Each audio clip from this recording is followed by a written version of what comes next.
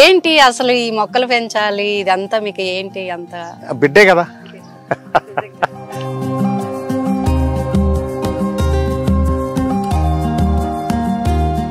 Up and downs వస్తాయి. అవును, మధ్యలో మీకు ఏమైనా బ్రేక్ వచ్చింది? నాకు ఈ 41 సంవత్సరాల్లో నాకు జరగని అవమానం లేదు, నాకు తగలని దెబ్బ లేదు, నేను పడని దెబ్బ లేదు. స్టార్ డైరెక్టర్స్ త్రివిక్రమ్ గారు, వివి వినాయక్ గారు, ఇంకా పెద్ద పెద్ద డైరెక్టర్స్ వాళ్ళందరితో మీకు చాలా మంచి అనుబంధం ఉంది. రిలేషన్ ఎక్కువ ఎక్స్పెక్ట్ చేయకూడదు. అదే అడగకుండా కిరణ్ పాపం అడిగాడు, మనం ఏం చేయలేకపోయాం. అది మీ దగ్గరేనంతే, నాగేశ్వర గారి దగ్గరేనంతే. సో ఎక్స్పెక్ట్ చేయలేదనుకో, హ్యాపీ, ఆ రిలేషన్ అలాగే ఉంటుంది. నేను ఎటువంటి బలం లేనివాడిని, పేదవాడిని, అర్భకుడిని, ఫైట్ చేయలేదు, నాకు దెబ్బలు తగులుతా ఉన్నాయి.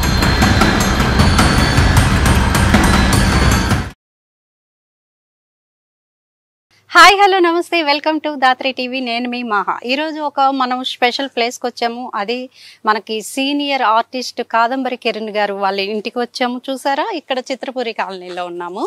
అయితే మనం ప్రతిసారి ఇంట్లో చేస్తాం కదా ఇంటర్వ్యూ, ఈసారి డిఫరెంట్గా ఆయన గార్డెన్లో పెట్టారు. మరి సార్ కూడా రెడీగా ఉన్నారు, మరి వారితో మాట్లాడదాం. వెళ్ళి సార్తో చాలా విషయాలు మాట్లాడాలనుకుంటున్నాను. ఎప్పటి నుంచో ఆయన ఇంటర్వ్యూ అడిగితే ఇప్పటికీ ఓకే చెప్పారు. మరి లోపలికి వెళ్దాం రండి. సో మొత్తానికి అయితే గార్డెన్లోకి వచ్చేసాం. సార్ కూడా రెడీగా మన కోసం వెయిట్ చేస్తున్నారు. మరి ఏమేమి మనం అడగాలనుకున్నానో నేను ప్రిపేర్ అయ్యాను. సార్ సమాధానాలు ఎలా ఉంటాయో, ఎందుకంటే ఆయన ముక్కుసూటిగా చెప్తూ ఉంటారు సమాధానాలు. చూద్దాం మరి మనకి ఎంతవరకు ఇన్ఫర్మేషన్ అనేది వస్తుందో. సార్ కూడా మనతో పాటు రెడీగా ఉన్నారు. సార్ నమస్తే అండి, ఎలా ఉన్నారు? సార్ మీ పుణ్యమాని మహానగరంలో ప్రకృతి నడువ ఇంటర్వ్యూ నా లైఫ్ లో మర్చిపోలేదు. ఏంటి అసలు ఈ మొక్కలు పెంచాలి ఇదంతా మీకు ఏంటి అంత ఇంట్రెస్ట్ గా? అంటే మన ఆరోగ్యం గురించి మనం పట్టించుకోవటమే. అంటే మొక్కలో కూడా ప్రాణం ఉంటుందని గమనిస్తే అది నీతో మాట్లాడుతుంది, నువ్వు మాట్లాడితే రియాక్ట్ అవుతుంది. ఒక ఇది కూడా చదివాను నేను ఒక చోట ఎక్కడో, ఒక మొక్కని వెళ్ళి ప్రతిరోజు మీరు తిడతా ఉంటే అది కుమిలిపోయి చచ్చిపోద్ది. అవునా సార్? నాకు నిజంగా తెలియదు. నేను ఒక మొక్కని ఒక ట్రాక్టర్ వచ్చి ఒక మొక్కని కొట్టేసింది అనమాట, చచ్చిపోతుంది పాపం అది. దాని దగ్గర ప్రతిరోజు వెళ్ళి అమ్మ నువ్వు బతుకమ్మా, అమ్మ నువ్వు బతుకమ్మ అంటే చక్కగా బతికింది. మొక్కలకు కూడా వినిపిస్తాయి, మొక్కలు కూడా ప్రాణం అంచేత అది గమనించి దాన్ని కూడా ఇప్పుడు దీనికి నీళ్లు పోసినా కానీ ప్రతి మొక్కకి నేను పర్సనల్ గా పోస్తా, ట్యూబ్ తో పోయొచ్చుగా. చాలా మంది అడుగుతారు ఎందుకు ఇలాగా పోస్తే, అది ఎంత పెరిగింది, బిడ్డే కదా. నిజంగా మనం మన చేతులతో పెంచుతున్నాం. అయితే ఈ బిడ్డలతో పాటు మీకు స్పెషల్ బిడ్డలు కూడా ఉన్నాయి, పిచ్చుకలు, ఉడతలు. మీరు ప్రతిరోజు స్టేటస్లు పెడుతూ ఉంటారు, భలే అనిపిస్తుంది. ఇంచుమించు 200-300 పిచ్చుకలు వస్తాయమ్మా, చిన్న. ఇప్పుడు మనం ఉన్నాం కదా మాట్లాడుతూ ఉన్నాయి, తిరుగుతా. అలా ఉడతలు కూడా 15-20 ఉడతలు వస్తాయి. వాటికి గింజలన్నీ పెడతా ఉంటా. పిచ్చుకలకి కొర్రలు పెడతా. కొర్రలు కూడా మనం ఒలిసినవి తినవు, అవే ఒలుసుకుని తింటాయి, అవే పొట్టుని తీసేసి తింటాయి, అవే తింటాయి. అట్లా పట్టుకుందంటే పొట్టు వెళ్ళిపోతుంది, వెంటనే తినేస్తాయి. మొక్కలతో పక్షులతో మంచి సావాసం, టైం పాస్ ఫుల్ గా అవుతుంది. మీరు ఎంత షూటింగ్ చేసుకొని వచ్చినా రిలాక్స్ అయిపోతారు ఇక్కడికి రాగానే. అయితే మరి సినిమాల విషయానికి వస్తాయి సార్, ఇప్పుడున్న పరిస్థితులు సినిమావి. మీరు స్టార్టింగ్ కెరీర్ శివతో స్టార్ట్ చేశారు అంతేనా సార్? అంతకు ముందే అంటే మొదటి సినిమా రిలీజ్ అయింది ప్రేమ జిందాబాద్, జంజాల గారిది ఫస్ట్ మూవీ. ప్రేమ జిందాబాద్, జంజాల గారు ఫస్ట్ మూవీ. జంజాల గారితో ఎలా సార్ అయింది? అంటే బాగా, అంటే నాటకాల దగ్గర నుంచి బాగా ఆయన్ని అబ్జర్వ్ చేయటం, ఆయన సినిమాలు చూస్తూ, అంటే హాస్యం కాబట్టి ఆయన దగ్గరికి చేరాలని చాలా తాపత్రయపడేవాడిని. ఆదివిష్ణు గారు అని రైటర్ గారు ఆయన పరిచయం చేశారు. చేసిన తర్వాత జంజాల గారు ఏమన్నారంటే డైరెక్షన్ డిపార్ట్మెంట్కి రమ్మన్నారు అసిస్టెంట్గా. కాదు సార్ నేను ఆర్టిస్ట్గా ఉంది సార్ నాకు అని, ఆర్టిస్ట్గా అంటే ఆయన అవకాశాలు ఇస్తా. బావ పన్నీరు మంచి వేషం ఇచ్చారు. కాఫీ తాగుతారా, టీ తాగుతారా, గ్లాసులో తాగుతారా, కప్పులో తాగుతారా, నొరకుండాలండి వద్దంటారా, స్టీల్ గ్లాసులోనా పింగాణి గ్లాసులోనా, ఇప్పుడైతే ఏమంటారా కొంచెంసేపు ఉన్నాక. చాలా బాగుంటుంది. మీ క్యారెక్టర్స్ అన్ని రికగ్నైజ్డ్వే, ఏదో వచ్చి ఇట్లా వెళ్ళిపోయినవి కాదు. అందులోనూ ప్రతి స్టార్ తోనూ మీరు చేశారు. అసలు అది ఎట్లా కుదిరింది? ఏంటంటే కొంతమంది వచ్చి ఏదో 2-3 సినిమాల్లో కనిపించి వెళ్ళిపోతున్నారు ఇప్పుడున్న సిచ్యువేషన్ లో.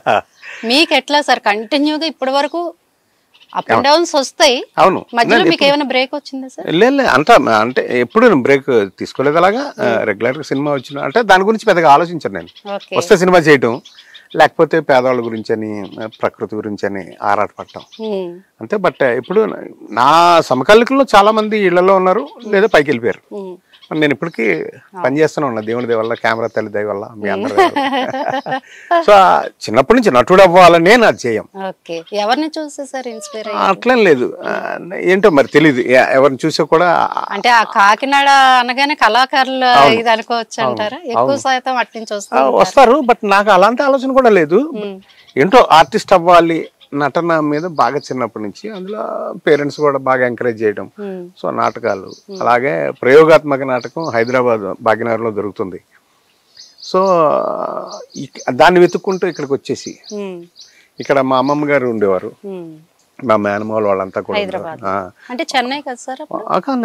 ఇక్కడనే భీమవరం నుంచి వాళ్ళు ఎప్పుడో 152 years క్రితం ఎప్పుడో వాళ్ళ ఫ్యామిలీ వచ్చేసారు. సో మేనమా వాళ్ళు వంక పెట్టుకుని వాళ్ళ దగ్గర ఉంటాను అని నాటకం చేస్తుంటే, సినిమా అంతా చెన్నైలో ఉండేదమ్మా, మెడ్రాస్ లో ఉండేది కదా. ఈ సబ్సిడీ కోసం ఇక్కడ 4-5 సీన్లు తీసేవారు. సినిమా 15 లక్షలు 10 లక్షలు ఇచ్చేవారు అప్పుడు. ఆ 4-5 సీన్లు అంటే చిన్న చిన్న బిట్ సీన్లు చేసి, కథకు సంబంధం ఉండలేకపోయినా నాంపల్లి స్టేషన్ ముందు ఒక సీను, రవీంద్ర భారతి ముందు ఒక సీను, అలా సికింద్రాబాద్ రైల్వే స్టేషన్ దగ్గర, అట్లా కొన్ని సీన్స్ అలా చిన్న చిన్నగా చేసేవారు అనమాట. ఇక్కడ చేసినట్టు సినిమా సబ్సిడీ వస్తుంది. వాటిల్లో ఆర్టిస్టుల కోసం లోకల్ ఆర్టిస్టులు అని మమ్మల్ని పెట్టుకున్నారు. అప్పుడు మమ్మల్ని కూడా ఏంటంటే అప్పుడు బచ్చేశ్వరరావు గారని, బచ్చేశ్వరరావు గారు ఎలా అంటే తెలంగాణ శకుంతల గారు ఉందిగా అక్క ఉండేది కదా, ఆవిడని తీసుకొచ్చిన అతను బచ్చేశ్వరరావు గారి నాటకాల్లోకి తీసుకొచ్చి, ఆవిడకి తెలుగు కూడా రాదు, అసలు భాష కూడా రాదు. భాష నేర్పి తెలుగులో చాలా పెద్ద స్టార్ ని చేశారు ఆయన, ఆర్టిస్ట్ గా. అలాగే గెడ్డం రామచంద్ర గారు అని ఒక ఆయన ఉండేవాడు. ఇక్కడ నాటకాలు అవి చూస్తూ ఎవరైనా మంచి ఆర్టిస్ట్ ఉంటే వాళ్ళ ఫోన్ నెంబర్లు ఉండేవి కాదు అక్కడ, అడ్రస్లు, ఇల్లు తెలుసుకొని రాసుకొని, ఇట్లా చెన్నై నుంచి వచ్చినప్పుడు ఎవరైనా ప్రొడక్షన్ హౌస్ వచ్చినప్పుడు వాళ్ళకి కావాల్సినప్పుడు వీళ్ళు క్యాటర్ చేసేవారు ఆర్టిస్టులు. అలా వాళ్ళిద్దరు చాలా సర్వీస్ చేశారు. తర్వాత ఇండస్ట్రీ ఇక్కడికి వచ్చిన తర్వాత కూడా ఉన్నారు చాలా కాలం. బచ్చేశ్వరరావు గారు ఏదో ఒక పంతం పట్టారు, ఎవరో ఒక ఆర్టిస్ట్ ని చేసే స్టార్ ని చేసే వరకు చెప్పులు వేసుకోనని. చెప్పులు వేసుకోకుండా తిరిగారు ఆయన, గడ్డం తీయకుండా. చాలా అంటే వాళ్ళంతా పెట్టిన ఈ ఎఫర్ట్ అలాంటి వాళ్ళు ఎంతో మందికి. అప్పుడు చదువుకుంటూనే ఉన్నా, ఏం చదువుతున్నా, చదువు మీద ధ్యాస ఉండేది కాదు. బిఎస్సీ చేసి తర్వాత బీకామ్ చేసి, బట్ నాటకాల కోసం. ఈ లోపల 83లో టీవీ స్టార్ట్ అయింది. 1983 సెప్టెంబర్ 25వ తారీఖుని ఫస్ట్ ప్రోగ్రామ్ స్టార్ట్ అయింది. బిగినింగ్ లో అందులో కూడా నాటకాలే ఉండేవి, దాంట్లో కూడా. ఆ తర్వాత కమర్షియల్ ప్రోగ్రామ్స్ వచ్చినప్పటికి 85కి కమర్షియల్ ప్రోగ్రామ్ వచ్చినాయి. 86కే నేను డైరెక్టర్ ప్రొడ్యూసర్ గా ప్రోగ్రామ్ చేశాను. First love at first sight అని 86 దర్శకత్వం, నిర్మాత అన్ని మనమే. టెలివిజన్ లో ఎట్లా అంటే మేమే రాసుకోవటం, మేమే తీయటం, మేమే నేర్పటం ఆర్టిస్టులకి, ఆర్టిస్టులను వెతుక్కోవటం, మేమే డబ్బింగ్ చెప్పుకోవటం. అప్పుడు హైదరాబాద్ లో డబ్బింగ్ ఎలా ఉండేదంటే, భద్రభరత్ గారు అని స్టూడియో ఉండేది. ఆయన దూరదర్శన్ ఎక్స్ డైరెక్టర్ చేశారు. ఆయన ఇల్లు ఇందిరానగర్ ఉంది ఇప్పుడు, అక్కడ ఉండేది అనమాట. మూల మీద బిల్డింగ్ లో వాళ్ళ ఇంట్లో కుక్కపిల్ల ఉండేది. ఆటోలు కూడా ఎప్పుడో వచ్చేవన్నమాట. సో ఆటోలు కూడా రాని ప్లేసుల్లో ఆ టైంలో అంటే మిడ్-నైట్ 1 o'clock కానీ తెల్లారుజాము 4 గంటల వరకు డబ్బింగ్ చేసేవాళ్ళు. మేము కిందంతా కట్టెలు వేసుకొని, మ్యాట్లు వేసుకొని, అందరినీ సైలెన్స్ అని చెప్పి, ఫోన్లు గిన్నెలు లేవు అప్పుడు, అలా పనిచేసేవాళ్ళం. అంటే ఇప్పుడు అవన్నీ కూడా సపరేట్ విభాగాలు అయిపోయాయి. డబ్బింగ్ కానీ ఒక్కొక్క విభాగంలో బోల్డ్ అని శాఖలు వచ్చినాయి. ఇది ఇంకా వాళ్ళది. మీరు ఇందాక అన్నట్టు సార్ సబ్సిడీ కోసం ఇక్కడ చేసేవారు అని చెప్పి, అంటే అది నేను మీకు సబ్జెక్ట్ తెలియడానికి చెప్పాను, వాళ్ళ అవమానం అట్లా అని. నాకేంటంటే క్వశ్చన్ వచ్చింది దాని నుంచి. మరి ఇప్పుడు మన తెలంగాణ ఆంధ్ర విడిపోయింది, మరి అక్కడ చేస్తే ఇట్లాంటి సబ్సిడీలు మనకి ఇస్తారా ఏపీలో ఎట్లా? అది ఇంకా అలాంటి పాలసీలు లేవు ఇప్పుడు. అట్లేం లేదు. మంచి పాయింట్ అది అసలు యాక్చువల్ గా. కానీ నాన్ లోకల్ అని ఇంకా లేదు ఇప్పుడు. అంతా తెలుగు పరిశ్రమే. కలిసి ఉంటుంది. సినిమాని మాత్రం విడదీయలేరు. విడదీయాలని చాలా మంది అంటూ ఉంటారు, అది నిజమే కూడా. బట్ తెలుగే కదా, తెలుగు అది వేరే భాష అనుకుంటే ఉన్నదే 2 తెలుగు రాష్ట్రాలు. అందుకని వేరే భాష అయితే డెఫినెట్ గా ఇప్పుడు బొంబాయికి వచ్చినప్పటికి 10 హిందీ మాట్లాడే భాషలన్నీ కలిసి ఒకటే ఫెడరేషన్ ఉండాలి బొంబాయి మహారాష్ట్రకి. ఓకే, 10 రాష్ట్రాలకు సంబంధించి. మనకి తెలుగు కాబట్టి అట్లాంటి ఇబ్బంది ఉండదు. అంటే ఈ రోజు ఒక స్పెషల్ డే సార్, ఏమా చిరంజీవి గారి బర్త్డే. అవును అన్నయ్య, ఈ రోజు మీరు మాకు ఇచ్చారు అవకాశం. ఇది నాకు గుర్తుండిపోద్ది. చిరంజీవి గారి బర్త్డే వచ్చినప్పుడల్లా ఓకే కాదంబరి కర్ణి గారు నాకు ఇంటర్వ్యూ ఇచ్చారు. అట్లేం లేదమ్మా. అంటే ఇంటర్వ్యూ ఇవ్వటానికి I'm not a special man, అయితే కామన్ మ్యాన్ నేను. బట్ నేనేంటంటే నాకు కొంత ఆవేదన ఉంది. ఏదైనా ఎక్కువ ఫైర్ ఉంటది. సో దాంట్లో ఆ ఫైర్ లో మాట్లాడటం వల్ల తెలియకుండా కొంతమందికి ఇబ్బంది అవ్వచ్చు, కొన్ని పేర్లు బయట పెట్టచ్చు. వాళ్ళు ఈ రోజు ఒక ఒక చెడు నిర్ణయం తీసుకుని, ఒక తప్పుడు నిర్ణయం తీసుకున్న మనిషిని తప్పుడు మనిషి అనలేము. అతని నిర్ణయం తర్వాత మారచ్చేమో. అంచేత నేను అది అలవాటు చేసుకున్న తర్వాత మాట్లాడటం మానేసా. మాట్లాడటం మానేస్తే మనోభావాలు దెబ్బతినేస్తాయి ఉంటాయి కదా. నాకు ఈ 41 సంవత్సరాల్లో నాకు జరగని అవమానం లేదు, నాకు తగలని దెబ్బ లేదు, నేను పడని దెబ్బ లేదు. అన్ని పాటలు పడ్డాను నేను. బట్ వాటి సినిమాల పరంగా అంటున్నారా? నా కెరీర్ పరంగా ఐదర్ సినిమాలు కావచ్చు, అంటే పర్సనల్ గా ఉంటది సినిమాల పరంగానే. అలాంటప్పుడు అంటే కెరీర్ పరంగా అలాంటప్పుడు ఒక దెబ్బ తగిలినప్పుడు చూస్తే దానికి కారణం ఒక వ్యక్తి ఉండొచ్చు, ఒక వ్యవస్థ ఉండొచ్చు. దాని గురించి మాట్లాడామనుకో ఈ రోజు వాళ్ళు నాతోనే ఉండొచ్చు ఈ రోజు. బట్ ఆ రోజు నాకు తెలియని దెబ్బను గుర్తు చేసుకుంటే వాళ్ళ శత్రువులే కదా. కానీ మనం మారుతున్న మన జీవన విధానంలో ఆ శత్రుత్వం ఏముంటది? నాకు తెలిసి కాదంబరి కిరణ్ గారికి శత్రువులు ఎవరు లేరు. బట్ నేను దెబ్బలు తిన్నారు కానీ తట్టుకొని శత్రువులు కూడా మిత్రులుగా మార్చుకున్నారు. అంటే మన ప్రవర్తనతోటే మన ప్రవర్తనతోనే మనం చేయాలి. మన బిహేవియర్ కూడా. ఇప్పుడు ఏదైనా ఒక వ్యక్తి గురించి ఆలోచించాలనుకో, ఎంత దూరంగా ఉన్నా పరిచయం లేకపోయినా ట్రాక్ రికార్డ్ ఏంటి అతని లైఫ్ దాన్ని ఆలోచిస్తారుగా. ఆలోచించినప్పుడు ఆటోమేటిక్ గా ఎస్ కరెక్టే కదా. చిరంజీవి గారి గురించి మాట్లాడుకుందాం సార్. ఆయన మాటల్లో ఏంటి, ఆయన గురించి మీ మాటలు? అంటే చిరంజీవి గారికి నేను సినిమాలు అసలు ఏం చేయలేదు ఆయనతో. ఒక చిన్న సినిమా చేశాను, కానీ వ్యక్తిగా మాత్రం ఆయన చాలా ఆత్మీయుడు నాకు. అంటే నాకు బాగా ఇష్టమైన వ్యక్తి. అఫ్ కోర్స్ ఆయన అందరికీ ఇష్టడే, ఆయనకు కూడా నేను ఇష్టం. సో మనం సైతం స్టార్ట్ చిన్నప్పటి నుంచి చాలా ఇదిగా ఉండేవాళ్ళం. చాలా గ్యాప్ వచ్చిన తర్వాత ఒకసారి మాస్టర్ అనే సినిమా షూటింగ్ కి అన్నపూర్ణలో ఉంటే విష్ చేద్దామని నేను వెళ్తే అని ఆగి నువ్వు చెప్పకు కాదంబరి కిరణ్ అన్నాడు ఆయన. అంటే ఆయన మనసులో అంతలా ఉన్నాను నేను. అలాగే మనం సైతం స్టార్ట్ అయిన తర్వాత పేదవాళ్ళకి నేను చేస్తున్న కార్యక్రమానికి ఆయన మెచ్చుకొని ఇంటికి పిలిచి 2 లక్షల రూపాయలు చెక్ ఇచ్చి, ఇది బిగినింగ్ మాత్రమే, నీ వెనకాల నేను ఉన్నాను, నువ్వు బాగా చెయ్యి, బాగా చేస్తున్నావు నేను అంటే చాలా అబ్జర్వ్ చేశారు నన్ను. అలా అంత అంటే రక్తదానం అనగానే మనకి చిరంజీవి గారి బ్లడ్ బ్యాంక్ గుర్తొస్తుంది. ఒక ఆర్టిస్ట్, పేద ఆర్టిస్టులకి హెల్ప్ అనగానే కాదంబరి కిరణ్ గారు గుర్తొస్తారు. లేదు మేము చూసాను, నేను పర్సనల్ గా చూసాను సార్. ఎందుకంటే కరోనా టైంలో మీరు తీసుకొచ్చి ఇచ్చి స్వయంగా అది ఎప్పటికీ 50,000 మంది కుటుంబాలకి ఆ రోజు సేవ చేశాను. వాళ్ళలో నేను ఒక దాన్ని.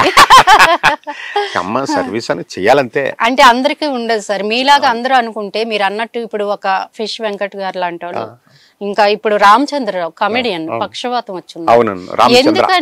రామచంద్ర గారు ఎందుకని సార్ ఇట్లా ఆర్టిస్టులు ఇదిలో కష్టాల్లో ఉన్నప్పుడు ఇండస్ట్రీ కదలలేకపోతుంది మీలాంటి వారు తప్ప? అట్లనే ఏం లేదు, అలాగనే దానికి పెద్దగా చెప్పలేం. కదలాలని రూల్ ఏం లేదు, కదలకుండా ఉండటం కూడా న్యాయం కాదు. రెండు ఉన్నాయి. బట్ చేస్తాం. అంటే ఇప్పుడే నాకు చిత్రం సీన్ ఫోన్ చేశాడు నేను ఈవినింగ్. అన్నయ్య రామచంద్రకి కొంచెం, అంటే నేను ఇంతకుముందు ఏదో చేశాను, సరిపడైతే నేను చేస్తాను, ప్రస్తుతం అయితే నా దగ్గర ఫండ్ లేదు, నేను అదే కోణంలో కొంతమంది వ్యక్తులను ట్యాప్ చేసి పెద్దవాళ్ళు ఎవరినైనా నేను నిలబడతానని చెప్పాను. ఇంకా రామచంద్ర కూడా ఫోన్ చేయాలి, చేద్దామని వెయిట్ చేస్తాను. సార్ ఇప్పటి వరకు మీరు చేసిన సినిమాల్లో మీకు బాగా నచ్చిన సీన్? మాకైతే అత్తారింటికి దారేదిలో అరే జీడిపప్పు వేసిన తప్పులేదు, చాలా బాగుంటాయి సార్. అట్లా మీ మనసుకి హత్తుకున్న సీన్స్ అదేనమ్మా. బావు పన్నీరు, అమ్మా నాన్న తమిళమ్మాయి, తర్వాత అత్తారింటికి దారేది అంటే 2 రోజులు పని. బట్ ఆ డైరెక్టర్, ఆ హీరో, ఆలీ, సమంత గారు, వాళ్ళ నలుగురి కోఆపరేషన్, ఎందుకంటే అంత పెద్ద హీరో ఆ సీన్ లో నేను ఎలివేట్ అవుతుంటే జనరల్ గా భరించరు, అవునండి. కానీ అది కళ్యాణ్ బాబు కాబట్టి మీ చేతిలో అతనికి డబ్బులు సీన్ కావాలి, సినిమా కావాలి, సీన్ కావాలి, సినిమా కావాలి. అందుకని ఆయన ఎంకరేజ్ చేశారు. అలాగే ఆలీ కూడా స్నేహితుడు, నాకు ఒరే ఫ్రెండ్స్ మేము చిన్నప్పటి నుంచి, ఓకే. బాగా చిన్నప్పటి నుంచి. ఎక్కువ ఆలీ హైదరాబాద్ వచ్చినప్పుడు ఒక రూమ్ లో ఉంటే మీ ఇద్దరు మాత్రం కలిసేవాళ్ళం. ఇక్కడ అమరావతి లాడ్జ్ అని ఇలా కొన్ని లాడ్జ్లు ఉండే పంజాగుట్లో, ఓకే. అక్కడి నుంచి వచ్చేవాడు. మీ ఇద్దరం ఎక్కువ కలిసి తిరిగేవాళ్ళం అప్పట్లో, చిన్నప్పటి నుంచి.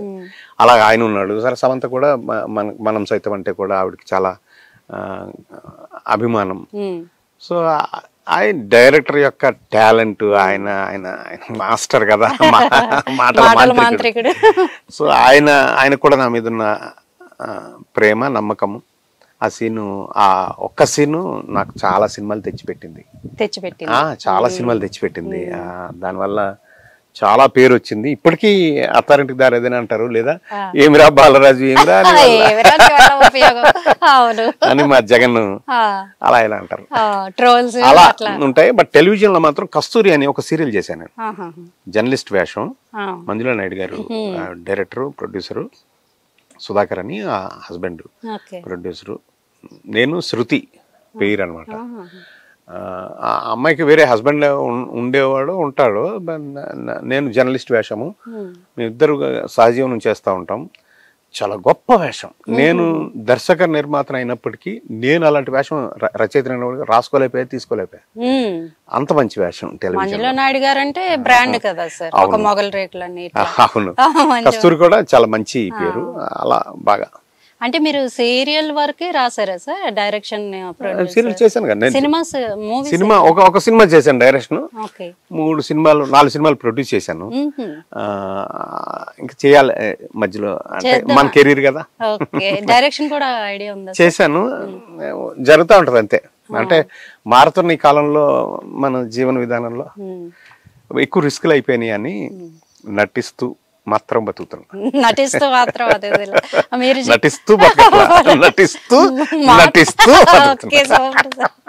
అదే మరి మీరు అంటే స్పెషల్. అయితే పవన్ కళ్యాణ్ గారిని మీరు డిప్యూటీ సీఎం కాకముందు చూసారు. అవునమ్మా.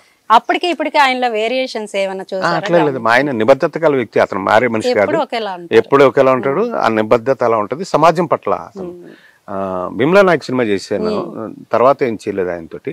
అది దాదాపు 30 days. ఆయన ఎస్ఐ, నేను ఏఎస్ఐ కదా, కూడానే పనిచేశాను.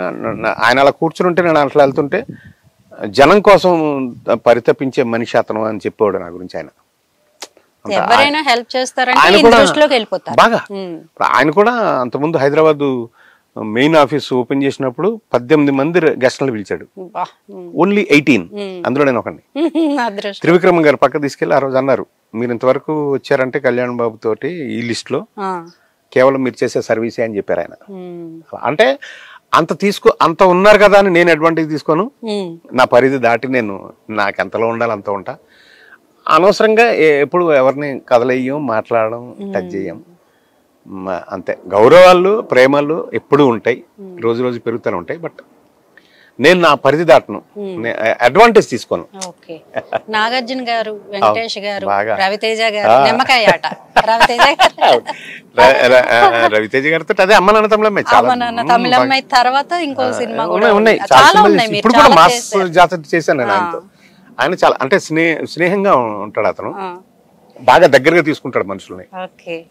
మరి అఫీషియల్ గా వచ్చి లేకపోతే గుడ్ మార్నింగ్ చెప్పి బాబు అని అట్లా కుదరదు. అతనితో స్నేహమే, అందుకే మాస్ హీరో, మాస్ మనిషి.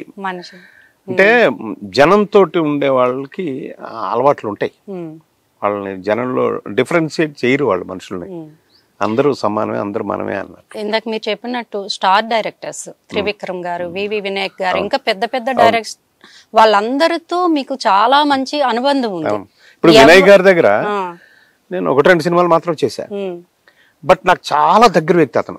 నా మనం సైతానికి అడ్వైజరీ బోర్డు చైర్మన్ అతను. ఆయన దిల్ రాజు గారు, జమినీ కిరణ్ గారు, సి కళ్యాణ్ గారు, చదలవాడి శ్రీనివాసరావు గారు, వీళ్ళు దీనికి అడ్వైజరీ అనమాట.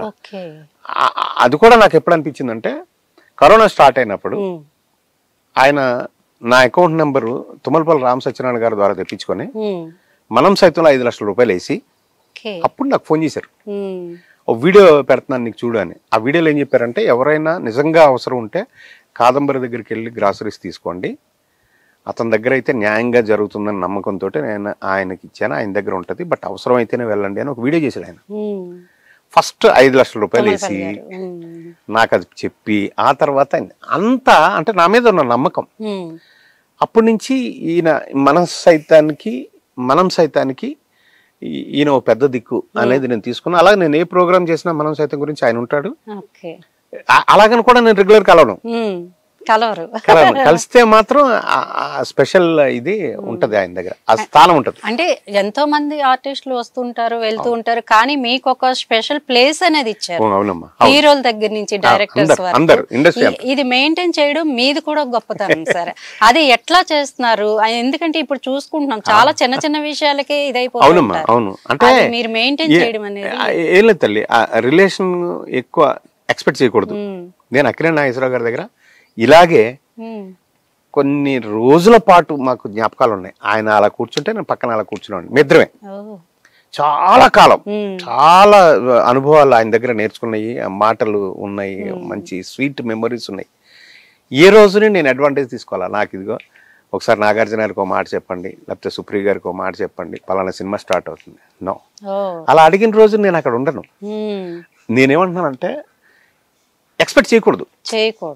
నేను ఇగో మహాలక్ష్మి అనే అమ్మాయి నాకు పలానా చోట పనిచేస్తుంది కాబట్టి అక్కడ నాకు ఏమైనా ఫ్రీగా వస్తుందేమో అని నేను ఎక్స్పెక్ట్ చేస్తే, అది చేయలేకపోతే నేను నిన్ను శత్రువులా అనుకోవాలా కదా. చేయలేకపోతే మీకు కూడా ఉంటది, గిల్టీ ఉంటది. అదే అడగకుండా కిరణ్ పాపం అడిగాడు, మనం ఏం చేయలేకపోయామే. అది మీ దగ్గరేనంతే, నాగేశ్వర గారి దగ్గరేనంతే. సో ఎక్స్పెక్ట్ చేయలేదు అనుకో, హ్యాపీ, ఆ రిలేషన్ అలాగే ఉంటది. అంచేత అలాగే ఇప్పుడు ఆయన ఎంతవరకు నన్ను ఎంకరేజ్ చేస్తారు అనే దృష్టి కూడా నాకు తెలియాలి.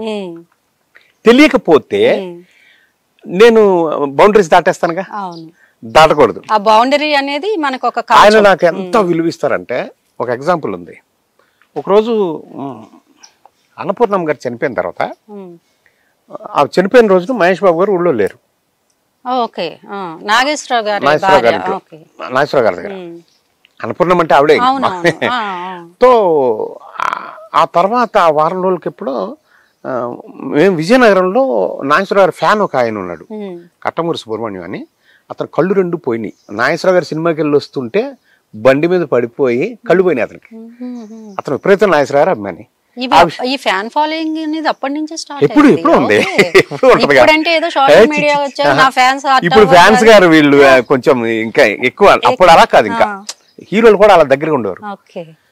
ఆ కట్టమూరి సుబ్రహ్మణ్యం గారి అమ్మాయి పెళ్లి విజయనగరంలో, నాగేశ్వర గారు నేను వెళ్ళాలి, టికెట్లు బుక్ చేశారు, అన్ని అయిపోయినాయి, వెళ్ళాలి అన్నప్పటికీ అన్నపూర్ణమ్మ గారు చనిపోయారు.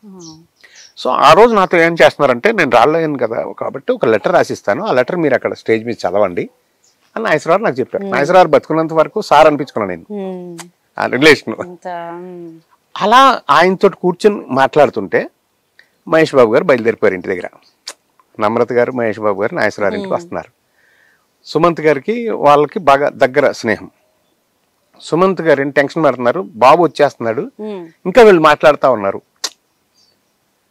ఆయన ఏది పట్టించుకోవాలా, చెక్ పోస్ట్ దాటి వచ్చారు తాత, వచ్చేస్తున్నారు తాత అని చెప్తా ఉన్నాడు ఆయన. రాని అమ్మా నేను మాట్లాడుతున్నా అని నాతోటి మాట్లాడాల్సిన సబ్జెక్ట్ మాట్లాడుతూనే ఉన్నారు. ఈ లోపల మహేష్ బాబు గారు వచ్చారు. మీ ఇద్దరు ఆఫీస్ రూమ్లో ఉన్నాం, అలా వెళ్తా అలాగాగి విష్ చేశాడు ఆయన. కూర్చో బాబు లోపల ఇప్పుడే వస్తున్నా అని చెప్పారు. బట్ ఈ నెల నాతో మాట్లాడిన తర్వాత, నన్ను ఫినిష్ చేసిన తర్వాత నన్ను కూర్చోబెట్టి ఆ లెటర్ నా చేతికి ఇచ్చి ఇలా మాట్లాడండి అని చెప్పి అప్పుడు నేను లోపలికి వెళ్తానని వెళ్ళారు. అదే ఇంకొకరు అయితే నువ్వు ఆగు నేను వస్తా తర్వాత. అంతే, ఆ విలువ ఆయన ఇచ్చినప్పుడు మనం కూడా అంతే. నాకు ఆయనతో సంబంధం లేదు ఇక, అసలు మహేష్ బాబు గారు వచ్చారు లేకపోతే నేను లేచి వెళ్ళిపోవాలేమో నాకెందుకు, నా హీరో నా దగ్గర కూర్చున్నాడు అంతే సార్. అది మెయింటైన్ చేయగలిగితే, ఆ రిలేషన్ మెయింటైన్ చేయగలిగితే, చిరంజీవి గారి దగ్గర అలాగే ఉన్నా, కళ్యాణ్ బాబు దగ్గర అలా ఉన్నా, బాలయ్య బాబు దగ్గర అలా ఉన్నా, నాగార్జున గారి దగ్గర. అంటే ఈ ఫ్యాన్స్ వార్లు ఉంటున్నాయి చాలా మంది, ఫ్యాన్స్ వార్స్. అవును, mega family, Nandamuri family, Akkineni family, వీళ్ళంతా ఒకటే అని తెలుసుకోలేకపోతున్నారు ఫ్యాన్స్. అసలు ఈ ఫ్యాన్ వార్ పై మీరేమంటారు సార్? అది అసలు మూర్ఖత్వం అండి. ఫ్యాన్ గా అభిమానించడం వేరు, ఇంకొకరి మీద దురభిమానం ఎందుకు? ఏ హీరో ఒక్కొక్క వేషం ఉంటే వచ్చినప్పుడు ఆ వేషాన్ని చేసి ఫ్యాన్స్ ని ఎక్కువ చేసుకుంటూ వెళ్ళిపోతారు. వాళ్ళ కమర్షియల్ ఇదిగా పెరిగితే వెళ్తారు తప్ప ఫ్యాన్స్ గా మనం కొట్లాడుకోకూడదు. That is not correct. Cinema industry అసలు మీరు చూసినప్పటికీ ఇప్పటికి ఎన్నో మార్పులు, అవును, టెక్నాలజీ పరంగా ఏదైనా సరే మీరు ఏం చెప్తారు సార్? అప్పటికి ఇప్పటికి ఏం మార్పులు వచ్చినాయి? దీనివల్ల ఉపయోగం ఏమైనా ఉందా ఇండస్ట్రీకి? అప్పుడు విఠలాచార్య సెట్టింగుల ద్వారానే మనం చూసేవాళ్ళం. ఇప్పుడు ఇంత టెక్నాలజీ. అప్పుడు ఎక్కువగా లైబ్రరీ ఫిల్మ్స్ వచ్చాయమ్మా. ఆ ఫిల్మ్ లైబ్రరీలో దాచుకునేవాళ్ళం. ఇప్పుడు లైబ్రరీకి వెళ్ళి ఫిల్మ్ తెచ్చుకుంటున్నాం. అదే తేడా, వన్ వర్డ్ లో. అంతే కదా. ఇప్పుడు సినిమాల్లో ఎక్కువ కాలం గుర్తుండే సినిమాలు ఇప్పుడు లేవు, ఉండవు. ఇక రాను రాను ఇంకా మారిపోతుంది. కుటుంబ కథా చిత్రం అనేది మనం చూడలేకపోతున్నాం. అవును. అట్లాంటి సినిమా ఏమైనా తీసే ఆలోచన ఉందా సార్? ఫ్యామిలీ ఎంటర్టైన్మెంట్ అంటే కాదు, అలా ఫలానాది అలా అని కాదు, చేయటం మాత్రం ఏదో చేస్తా ఉంటాం, స్క్రిప్ట్స్ అవి చేస్తా ఉంటాం. ఇన్నేళ్ళ సినీ ఫీల్డ్ లో మీరు సంతృప్తిగా ఉన్నారా? 100%. 100%. ఓకే. నాకు ఎందుకంటే భగవంతుడు చాలా మందికి ఓవర్ నైట్ స్టార్డమ్ ఇచ్చి ఉండొచ్చు, బట్ నాకు over year I'm happy, day by day I'm happy. ఒక దశాబ్దం తర్వాత కూడా నేను పెరుగుతానే వెళ్ళాను తప్ప, నన్ను భగవంతుడు పెంచుతానే వెళ్ళాడు తప్ప, అది చాలు కదా. అది మనం సైతంకి ఎక్కడ పునాది పడింది సార్ అసలు? నేను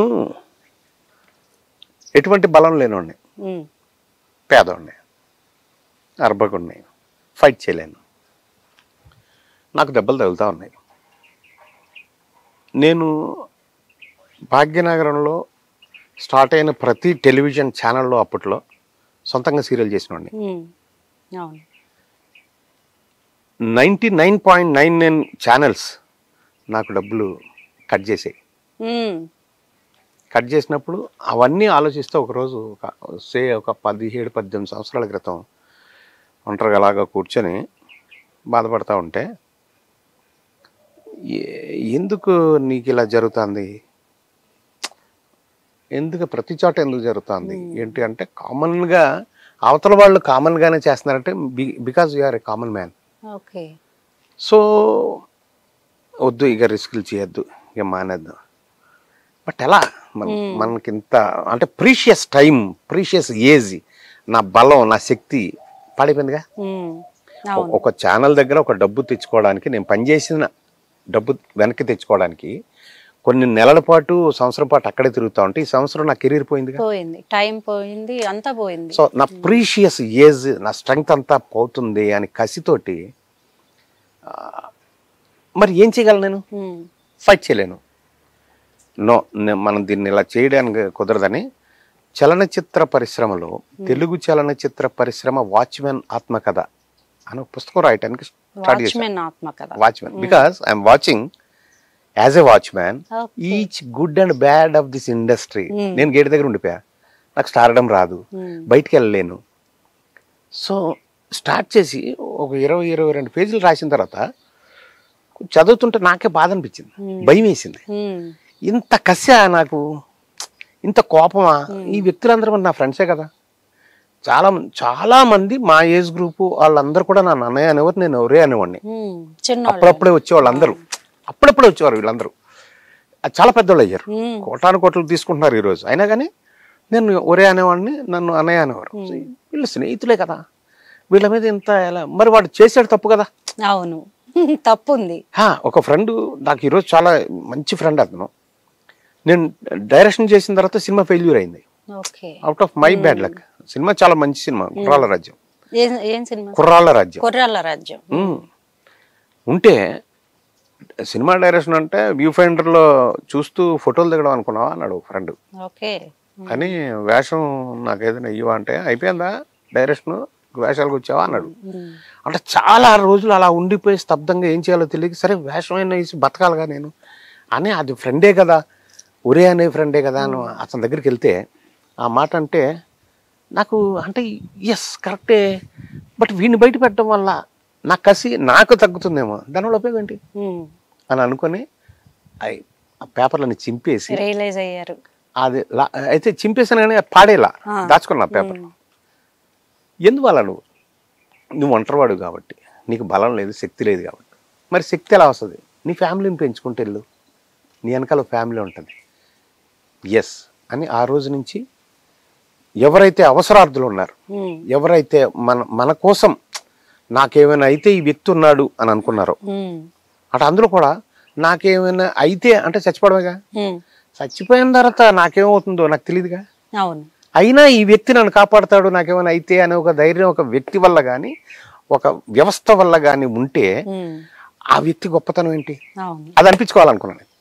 అవసరార్థులు ఎవరున్నారో వాళ్ళని ఆదుకోవటం వల్ల, వాళ్ళ కళ్ళల్లో తృప్తితోటి మనల్ని దీవించటం వల్ల మన బలం పెరుగుతుంది, మన శక్తి పెరుగుతుంది, మన జీవన విధానం మారుతుంది.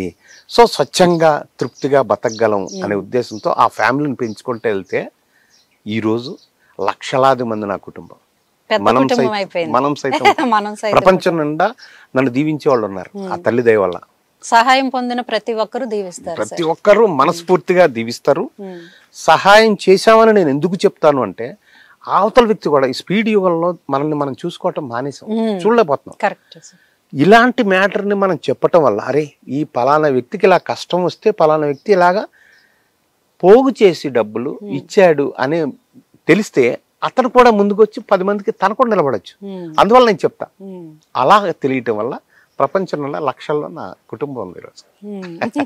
అయితే ఈ ఫ్యామిలీ ఓకే, మీ ఫ్యామిలీ గురించి పిల్లలు ఎట్లా సార్? 2 పాపలు నాకు.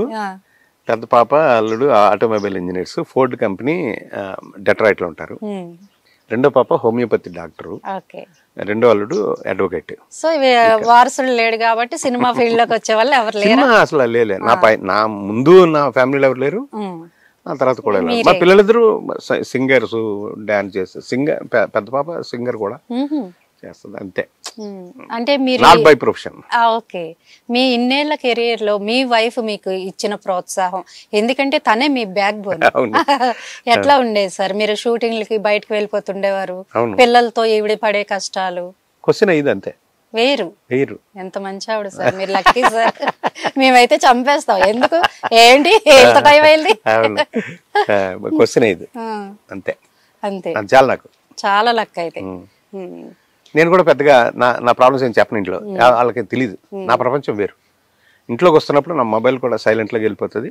నా ప్రొఫెషనల్ కాల్ కానీ నా మనం సైతం కానీ వాళ్ళకి సంబంధం లేదు, అసలు ఏం లేదు. బయటికి వెళ్తుంటే ఎక్కడికి మనం సైతం కానీ అడుగుతుంది, అలా జోక్గా అంతే. అసలు నన్ను డిస్టర్బ్ చేయరు, నన్ను అడగరు, నేను చెప్పను. అంటే పెద్ద పెద్ద ప్రొడక్షన్స్ మనం చూసుకుంటే రామానాయుడు స్టూడియో కానీ, సురేష్ ప్రొడక్షన్ కానీ, ఇంకా పెద్ద పెద్దవి ఉన్నాయి. ఎందుకు సినిమాలు తీయలేకపోతున్నారు ఇప్పుడున్న సిచ్యువేషన్ లో?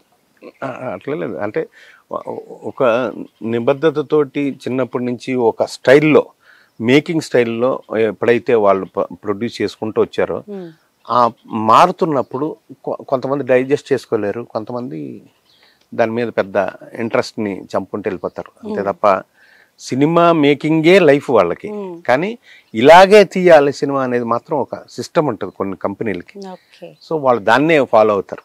అలాగే ఇప్పుడు కెఎస్ రామారావు గారు ఆయన ఎంత డబ్బు సంపాదించినా మళ్ళీ సినిమాలోనే పెట్టాడు. ఆయన సంపాదించిన డబ్బు అంతా సినిమాకి, ₹1 సంపాదించినా కానీ మళ్ళీ సినిమాలోనే పెట్టాడు తప్ప మీరు ఎక్కడైనా చూడండి కెఎస్ రామారావు గారి లైఫ్ లో ఇంకొక ప్రోడక్ట్ చేయలే, ఆయన ఇంకో వ్యాపారం చేయలే. అలా అంటే ఎగ్జాంపుల్కి నాకు ఆయన చాలా ఇష్టమైన వ్యక్తిను, మనసుకు దగ్గర వ్యక్తి, మనం సైతాన్ని దీవించే వ్యక్తి కాబట్టి ఆయన నేను ఎప్పుడు కలవను, ఆయన్ని ఇప్పుడు కలవను, అబ్జర్వ్ చేసుకుంటూ వెళ్తే అలా అనమాట. అలాగా ఉన్నప్పుడు వాళ్ళు దీనికి కొంచెం కష్టంగా ఉంది అన్నప్పుడు తగ్గిపోతారు ప్రొడక్షన్ చేయటం.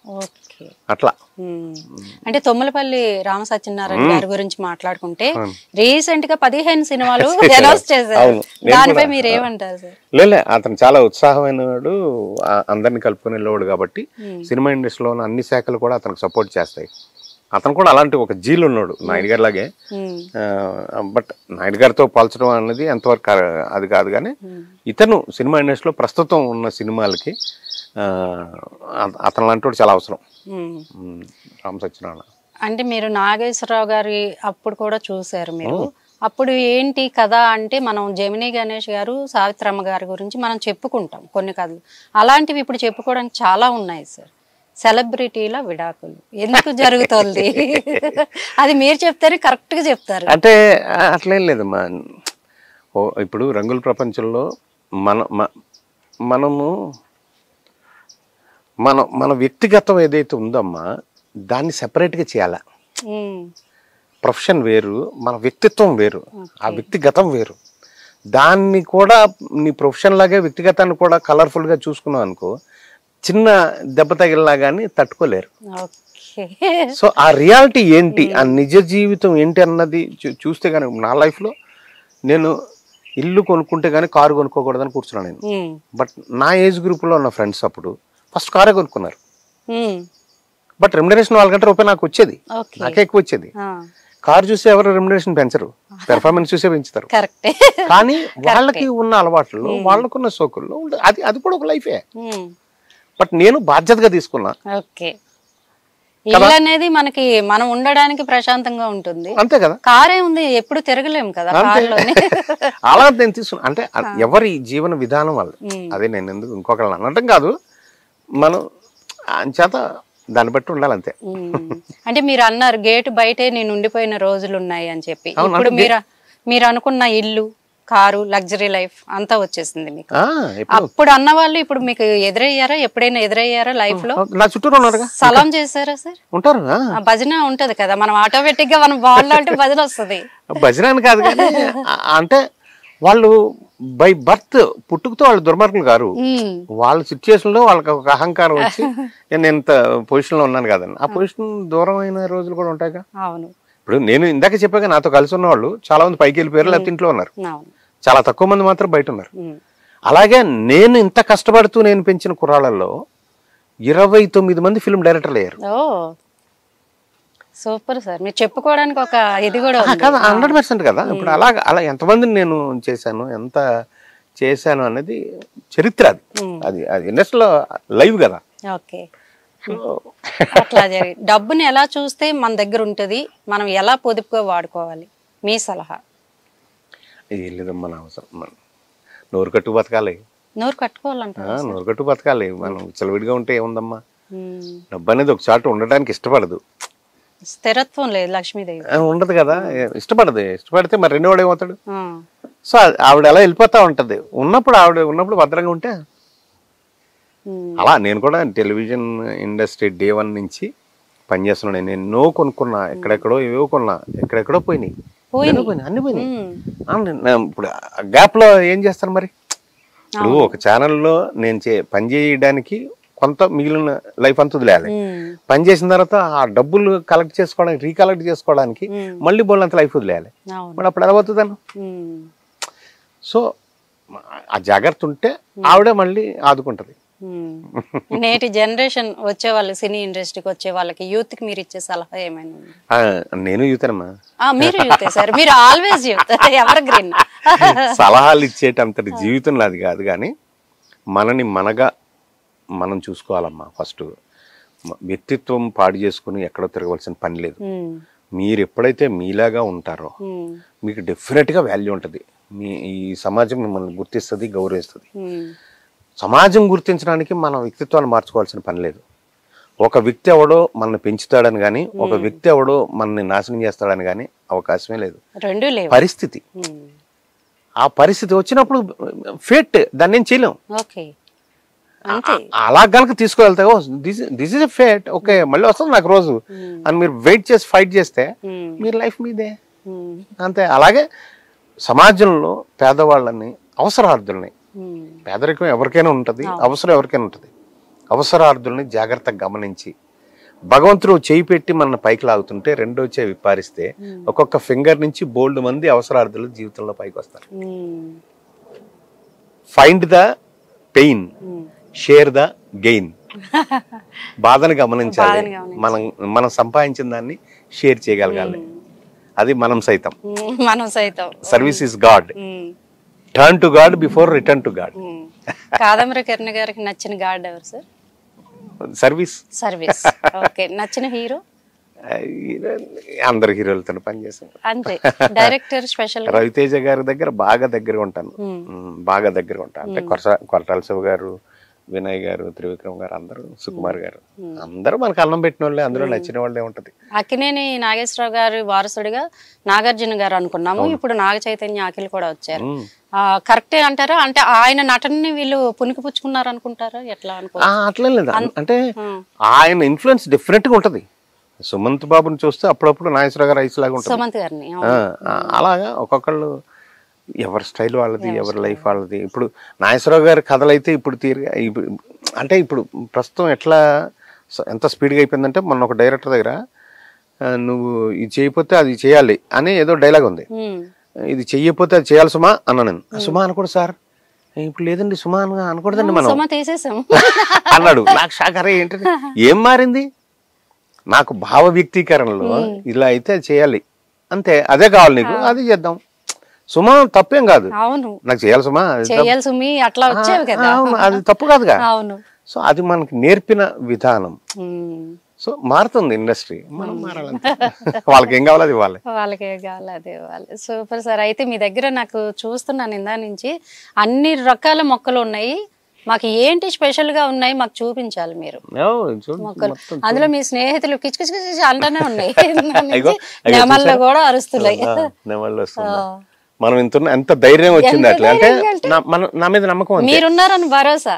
అదే అలవాటైన వ్యక్తి కదా సార్, అందుకోసం. అవును, అంటే వాటికి ఫుడ్ పెట్టేది కూడా నేనే. మీరే పొద్దుటే లేచి బ్రష్ చేసి బయటకు వచ్చి, అంటే నేను బిజీగా ఉంటే ఆవిడ పెడతది.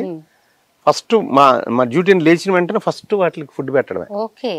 ఫుడ్ పెట్టి ఎన్నిసార్లు పెట్టాల్సి ఉంటది? మార్నింగ్ ఒకసారి, ఈవినింగ్ ఒకసారి. అంతే. మార్నింగ్ పెట్టింది ఎక్కువ తింటాయి, ఈవినింగ్ తక్కువ వస్తాయి. ఓకే. బాగా మొక్కలు అన్ని చూపిస్తాను సార్ నేను మా ప్రేక్షకులకి. తప్పకుండా. చాలా మంచి ఇంటర్వ్యూ, ది బెస్ట్ ఇంటర్వ్యూ. ఎంతసేపు టైం కేటాయించారు మా కోసం, మా ప్రేక్షకుల కోసం. Thank you sir. ఇట్లాగే మీరు ఇంకా మంచి మంచి సేవా కార్యక్రమాలు చేయాలి.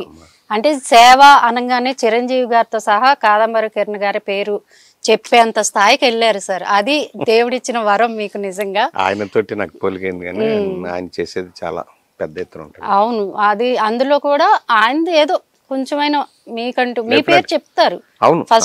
హెల్ప్ అని కానీ నేను ఉన్నాను కాబట్టి మీకు చెప్పగలిగాను, అంత డౌట్ లేక. ఇప్పుడు ఆక్సిజన్ కాన్సన్ట్రేటర్స్ 13 ఉన్నాయమ్మా, మనం ఇప్పటికి తిరుగుతూనే ఉన్నాయి. ఇప్పటికి ఆక్సిజన్ సిలిండర్స్ 12 ఉన్నాయి, ఒకటే నా దగ్గర మిగిలింది 5 kgs.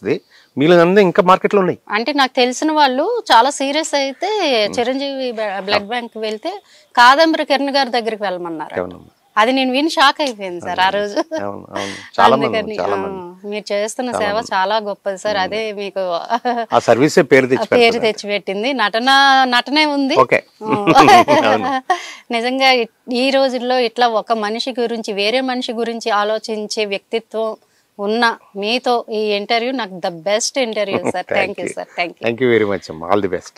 మరి కాదంబరి కిరణ్ గారి గార్డెన్లో ఏమేమి మొక్కలు ఉన్నాయంటే, ఏ మొక్కలు చెప్పండి, ఎందుకంటే ప్రతి మొక్క ఉంది. ఇదేమో మామిడి మొక్క, అట్లాగే వాక్కాయలు అంటూ ఉంటాము మనం, పల్లెటూరులో ఎక్కువ కనిపిస్తూ ఉంటాయి. ఇవిగోండి ఇక్కడ నల్లగా ఉంటాయి ఇవి గింజలు, ఇవి తినేయడమే డైరెక్ట్గా. ఇవి పువ్వులు చాలా చోట్ల ఉంటాయి, ఇది ఒక డెకరేషన్ మొక్క అనుకోవచ్చు. ఇంకా పువ్వులు, ఇటు మామిడి మొక్క ఉంది, నేరేడు మొక్కతో సహా వీళ్ళ దగ్గర అన్ని మొక్కలు ఉన్నాయండి. సో సపోటా చెట్టు అండి ఇది. సపోటా కాయలు అయితే కొంచెం తక్కువగా ఉన్నాయి, కానీ అక్కడక్కడ కనిపిస్తున్నాయి కాయలు. ఇగోండి ఇక్కడ ఉన్నాయి, 2 ఉన్నాయి చూడండి.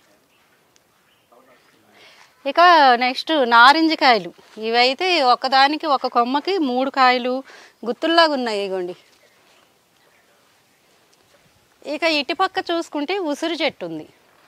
ఉసిరి చెట్టు ఇంట్లో ఉంటే చాలా మంచిదండి, చాలామంది పెంచుతారు కూడా, మనకి ఇప్పుడు కుండీల్లో కూడా వస్తున్నాయి. ఇక జామ చెట్టుకి కాస్తాయి జామకాయలు, ఇగోండి జామ చెట్టు. ఇంకా ఇటు వచ్చేసి మల్లెపాదులు, కనకాంబరాలు, మందారం, అన్ని చెట్లు, అన్ని రకాల అరటి చెట్లు కూడా ఉన్నాయి వీళ్ళ దగ్గర. ఇదేమో దబ్బకాయ, ఇవి కూడా చాలా కాసినాయి, చాలా ఉన్నాయి. కరివేపాకు చెట్టు ఉంది. ఇంకా ఇట్లాగా ఇది బ్యాక్ సైడ్ చూసుకుంటే ఇంకా ఏమి ఇల్లు లేవన్నమాట. సో కొండలు, ఇదంతా ప్రకృతిలాగా చాలా బ్యూటిఫుల్ ప్లేస్. ములగ చెట్టు ఉంది, అరటి చెట్లు ఉన్నాయి, అన్ని చెట్లు ఉన్నాయండి. ఒక చెట్టు ఉంది ఒక చెట్టు లేదని కాకుండా కలబందతో సహా ఇంకా ఇక్కడ ఏంటంటే ఇట్లా ఉండడం వల్ల పక్కనే కొండ ఉండడం వల్ల ఉడతలు రామచిలుకలు ఇంకా పిచ్చుకలు రోజు వస్తూ ఉంటాయి. సార్ వాటితో మాట్లాడుతూ ఉంటారు, చిన్న చిన్న వీడియోలు పెడుతూ ఉంటారు అనమాట. చాలా బాగుంటుంది. ఇదేనండి పిచ్చుకలకి వీళ్ళు ఏర్పాటు చేశారు. ఇవేంటంటే ఫుడ్ ఇక్కడ వర్షం వచ్చినా తడవకుండా కొర్రలు పెట్టారు.